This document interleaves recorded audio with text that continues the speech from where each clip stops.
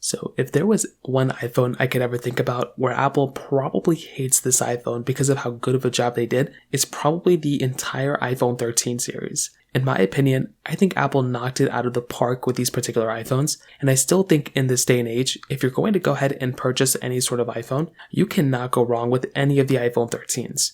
I think Apple did a tremendous job with these particular phones, and I think they're still completely worth buying even going into 2024. Now, the big thing I'll definitely tell you with these particular phones is that with the iPhone, 12s, I think these were good upgrades from the iPhone 11s, but I would look at a phone like the iPhone 12 Pro in this day and age, and I don't really think it holds up like insanely well against the iPhone 15 Pro. Like it still holds up well, like I think it's still completely worth buying, but when I look at something like the 13 Pro, with kind of like two features that this particular iPhone brought, which was essentially the Pro Motion display, the better camera, and you can also throw in a third feature, the bigger battery. I think those particular features held up very well on the iPhone 13 Pro, and even on my iPhone 13 Pro that I use on an everyday basis still, these iPhones there's just not a big reason for me to upgrade to the iPhone 15 Pros. Now, if I had my iPhone 12 Pros, that'd be different, but I think Apple did such a great job with the 13s in general that I think in a way Apple's kind of like mad at themselves of making such a great iPhone at that moment.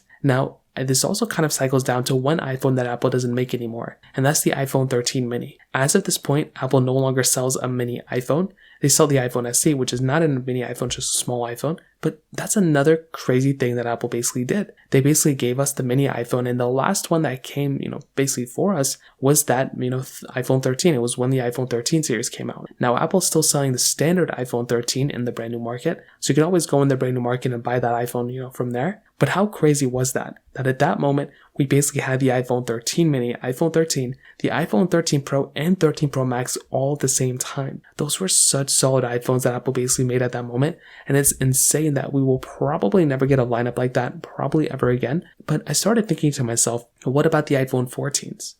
Apple did a really good job with the iPhone 14s as well, right? Well, that is probably the case, but I think they did a really good job with the 14 Pros in particular. The 13s, I think Apple did a really good job with all the iPhones.